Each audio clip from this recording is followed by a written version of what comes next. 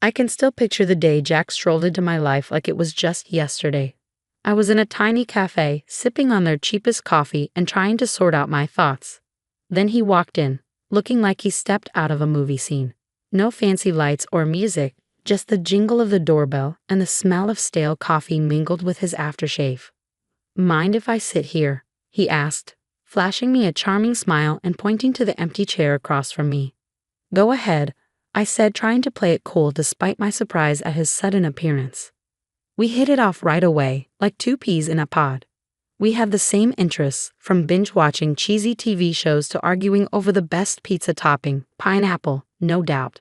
Soon, we were serious about each other, not just casually hanging out. It felt like we had known each other forever. And before we knew it, marriage was on the table. But then came the tough part. Let me tell you, his parents were a handful. Meeting them for the first time was like stepping into a lion's den with a juicy steak strapped to my back. They had this way of smiling while silently judging you, deciding if you were up to par or not. "You're the one Jack can't stop talking about, huh?" his mom said, her tone more frosty than friendly. "Yep, that's me," I replied, trying my best not to let her intimidating aura get under my skin. His parents wasted no time in expressing their desire for us to sign a prenup. I wasn't interested in their money, but their approach left a sour taste in my mouth. "I'll sign your prenup," I told them. "But here's the catch. If one of us cheats, the cheater owes $200,000. Jack looked stunned, like I'd slapped him with a wet fish. "Babe, I'd never cheat on you," he insisted, his expression dead serious. "Yeah, well, my ex said the same thing before I caught him cheating," I shot back. It was either this deal or nothing. Jack eventually agreed, though his parents didn't seem too thrilled about it. We figured that settled the matter, but we were in for a surprise. One evening, we were cozied up on our old squeaky couch. We always talked about replacing it, but it held too many memories to let go. The TV droned on in the background, but we were too wrapped up in planning our dream trip to Switzerland. We knew it would stretch our budget thin, but we were determined to make it happen. Picture it, Jack. The food, the wine, the art. "We have to go," I exclaimed, excitement lighting up my eyes. Jack chuckled and pulled me closer. "Linda, you had me at food, but let's face it, our bank account is more suited for backyard camping than a fancy trip to Geneva." I nudged him teasingly. "Then we'll save up. We'll cut back on things we don't really need, like your video games." He feigned shock. "Not the video games. Take my shirts, my shoes, even my beloved coffee maker, but spare the games." We shared a laugh. That was us in a nutshell, dreaming big while staying grounded in our simple life. And we were content. Our happiness didn't just lie in grand adventures, it was also in the everyday moments, like Jack's attempts at cooking breakfast on Saturdays. He wasn't a culinary master, but he had somehow perfected scrambled eggs and toast, which he proudly served with his less-than-perfect coffee. "I'm feeling scrambled eggs today. What do you think?" he'd ask, already making his way to the kitchen. "Only if you promise not to burn the toast this time," I'd tease back, adding, "and I'm taking charge of the coffee." One day, as we tackled the dishes together, a mundane chore that felt special because we did it side by side, Jack broached a topic we'd been avoiding. "Linda, we need to talk about, starting a family," he said, breaking the comfortable silence.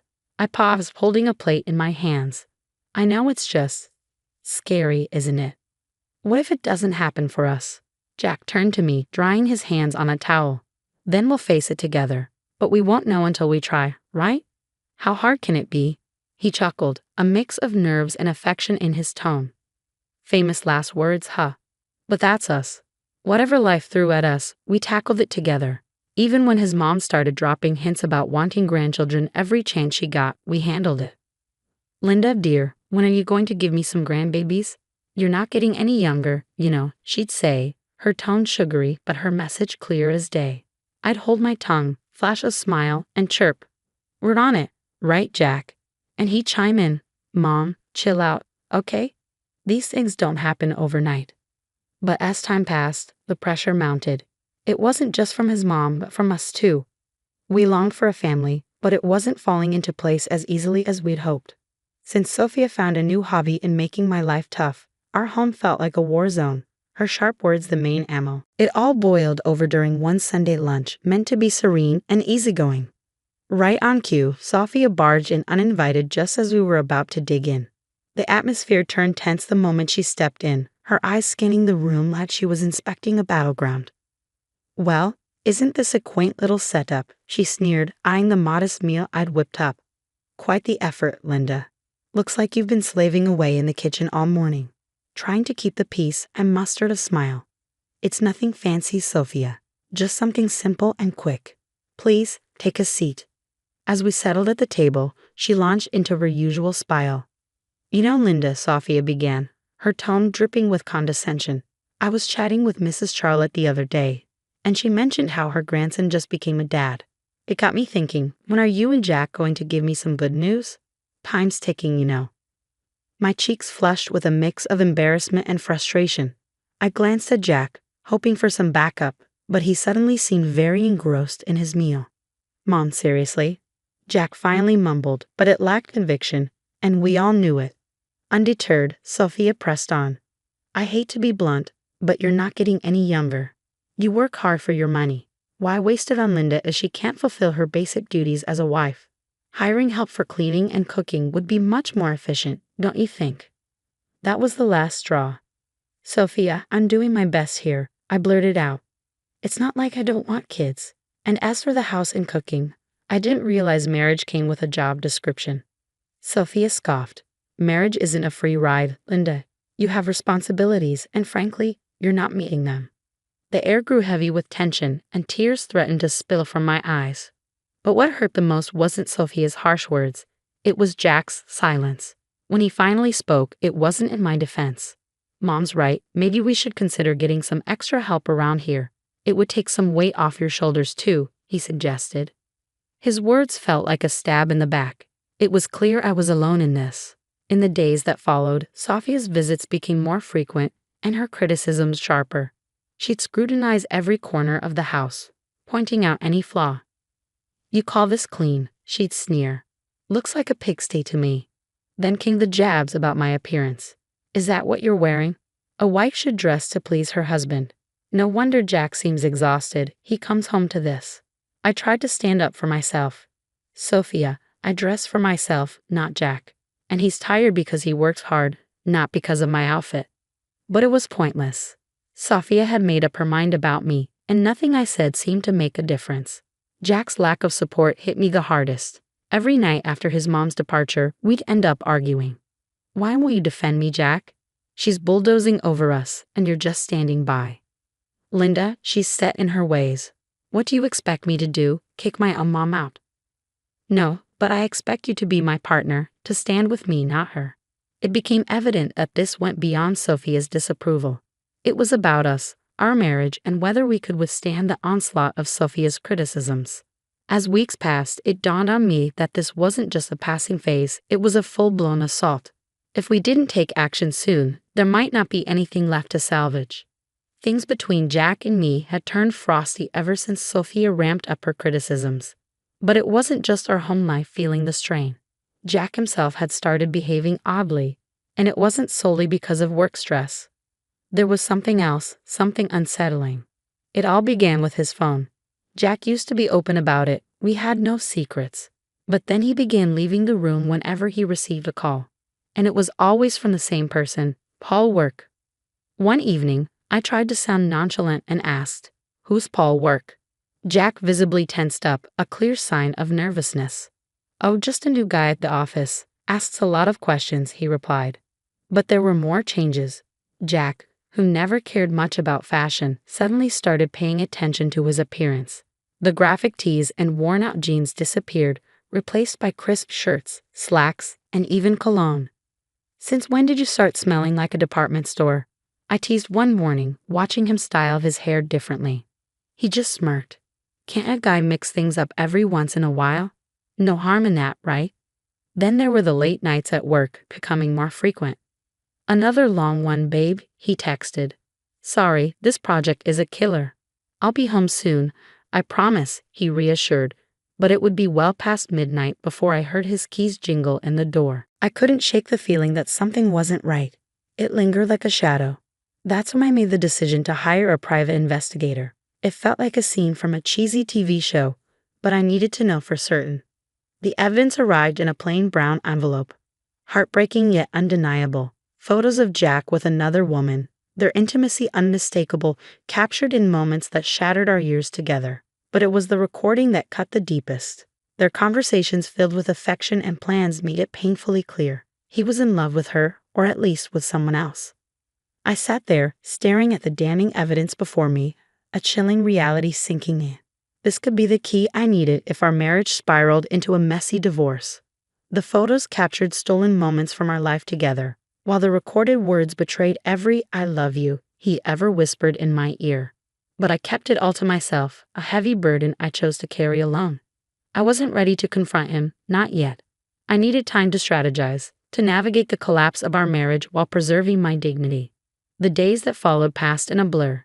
Jack maintained his facade, and I played the part of the dutiful wife, smiling outwardly while crumbling inside. Our conversations became a delicate dance around the truth, each word carefully chosen, every laugh forced. "Are you okay?" Jack would inquire, genuine concern lacing his voice. "Yeah, just tired, you know. Work's been hectic," I'd respond, the lie bitter on my tongue. It seemed like just another ordinary day until I accidentally overheard a conversation that would change everything.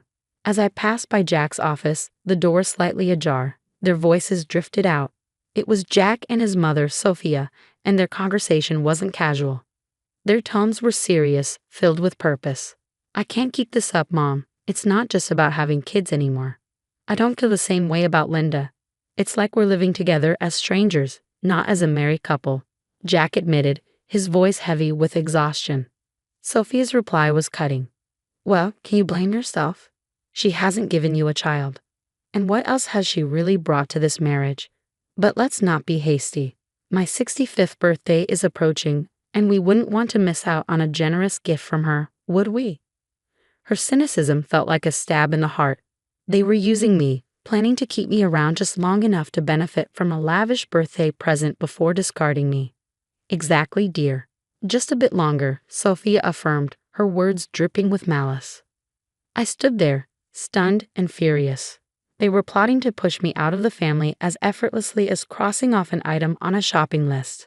The pain ran deep, but it fueled a burning desire for vengeance within me. They thought they could manipulate me and discard me at their convenience.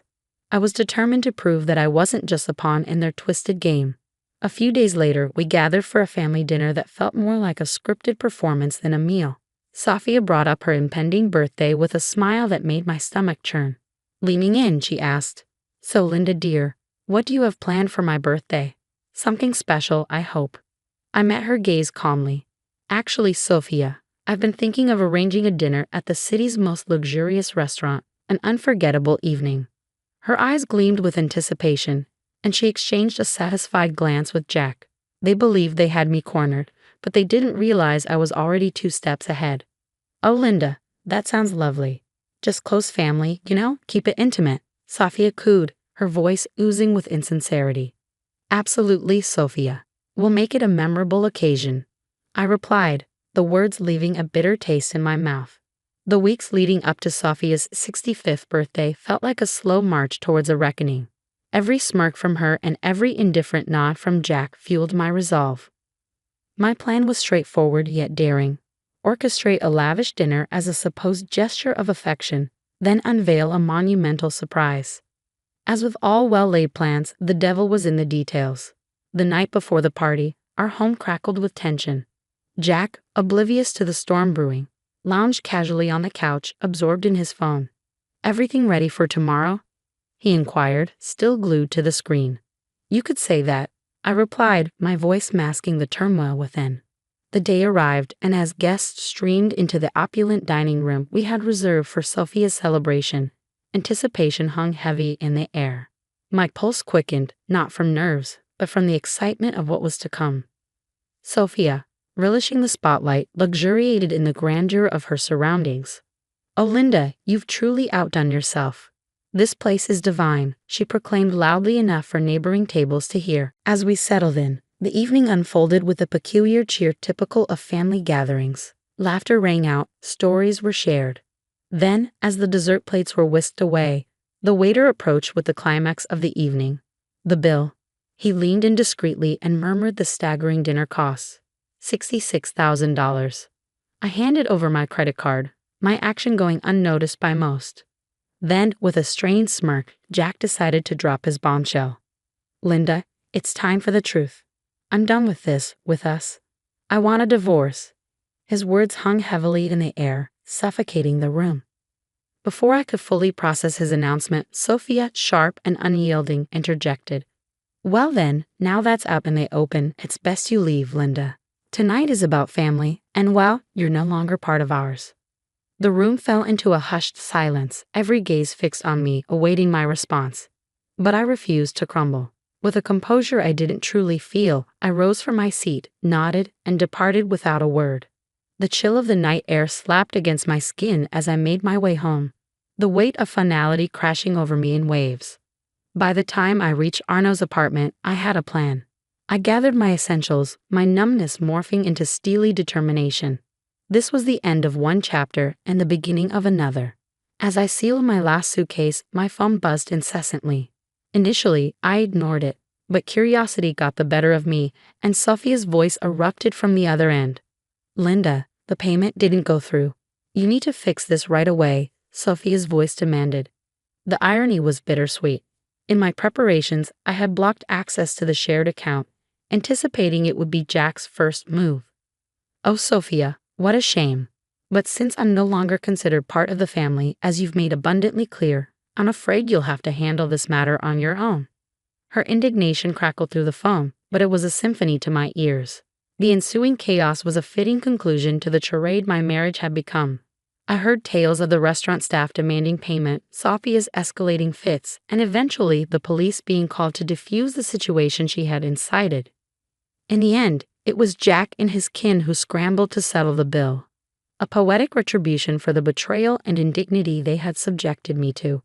The morning after the dinner felt like emerging from a tempest. Armed with my plan, my determination, and a stack of divorce papers in hand, I returned to what once was our shared abode for the final time. The atmosphere was tense, palpable, as if it could be sliced with a blade. Jack and Sophia stood there, seemingly embroiled in a heated exchange. Their animosity toward me seemed to merge into a unified front of fury upon my arrival. You've got some nerve showing your face here after last night, Jack spat, his features twisted in a mixture of anger and disbelief. Quick to echo his sentiment, Sophia hurled her own barbs.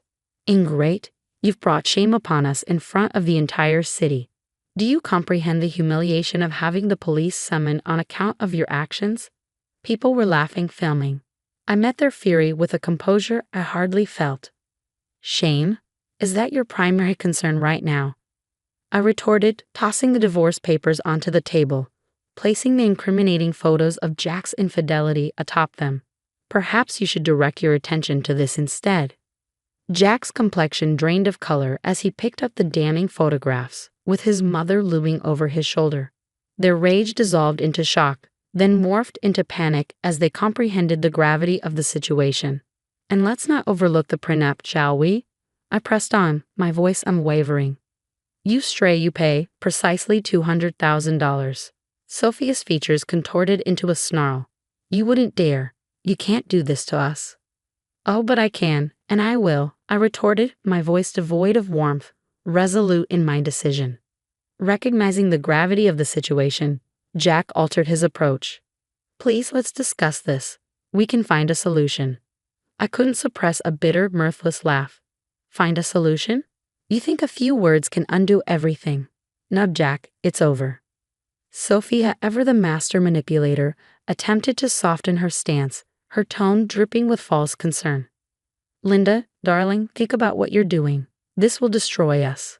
That ship has sailed, Sophia. You should have considered that before. Their pleas shifted to desperate entreaties, their words a frantic attempt to salvage whatever remained. But my mind was resolute. I was done playing the victim, done with their deceit and manipulation.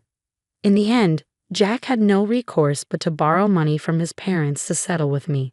As I departed from that house for the final time, check in hand, I felt a burden lift from my shoulders. After all that transpired, I was finally liberated. I used the money from Jack to secure a down payment on a modest yet snug abode of my own. It's remarkable how much tranquility you can find in a residence that's solely yours, where each nook feels like a sanctuary away from the tumult of the past. Life is calmer now, and I wouldn't have it any other way. I have a job that keeps me occupied, amiable neighbors who offer nods and smiles, and a petite garden that's entirely mine to tend to. Occasionally, I catch wind of gossip concerning Jack and Sophia. Just the other day, while grabbing coffee from the local spot frequented by the community, I bumped into an acquaintance from the old neighborhood. After some polite chit-chat, they leaned in, lowering their voice, and whispered, "Hey, have you heard the latest scoop about your ex and his mom?" Their eyes gleamed with intrigue. I arched an eyebrow, intrigued yet detached. Can't say that I have. Do share. They seem to relish divulging the news. Apparently, Sophia isn't too thrilled with Jack's new girlfriend. Rumor has it they're quarreling like there's no tomorrow. Puts your situation in a whole new light. We moved on from the topic, but as I strolled away with my coffee, I felt a profound sense of relief. There was a time when such news would have unsettled me, but now it's simply another chapter in someone else's tale. These days, my greatest worries revolve around whether my tomatoes will ripen before the squirrels snatch them, or if I'll ever master yoga without resembling a newborn deer on ice. Life is simpler, quieter, and considerably sweeter on this side of the chaos.